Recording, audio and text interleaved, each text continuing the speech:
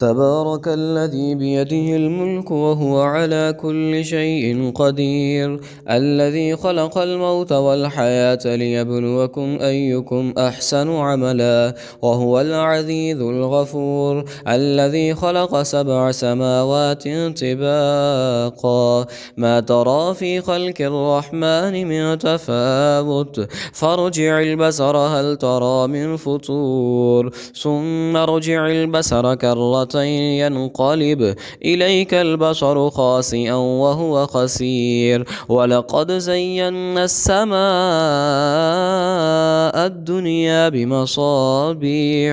بمصابيح وجعلناها رجوما للشياطين وأعتدنا لهم عذاب السعير وللذين كفروا بربهم عذاب جهنم وبئس المصير إذا ألقوا فيها سمعوا لها شهيقا وهي تفور تكاد تميز من الغيظ كلما ألقي فيها فوج سألهم خزنتها ألم يأتكم نذير قالوا بلى قد جاءنا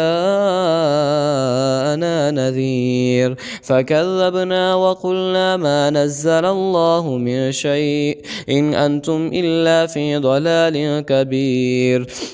وقالوا لو كنا نسمع أو نعقل ما كنا في أصحاب السعير فاعترفوا بذنبهم فسحقا لأصحاب السعير إن الذين يخشون ربهم بالغيب لهم مغفرة وأجر كبير وأسروا قولكم أو اجهروا به إنه عليم بذات الصدور ألا يعلم من خلق وهو اللطيف الخبير هو الذي جعل لكم الأرض ذلولا فامشوا في مناكبها وكلوا من رزقه وإليه النشور أأمنتم من في السماء أن يخسف بكم الأرض فإذا هي تمور أم أمنتم من في السماء أن يرسل عليكم حاصبا فستعلمون كيف نذير ولقد كذب الذين من قبلهم فكيف كان نكير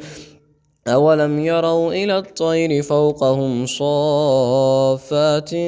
ويقبضن ما يمسكهن إلا الرحمن إنه بكل شيء بصير أمن هذا الذي هو جند لكم ينصركم من دون الرحمن إن الكافرون إلا في غرور أمن هذا الذي يرزقكم إن أمسك رزقه بل لجوا في عتو ونفور أفمن يمشي مكبا على وجهه أهدى أم من يمشي سويا على صراط مستقيم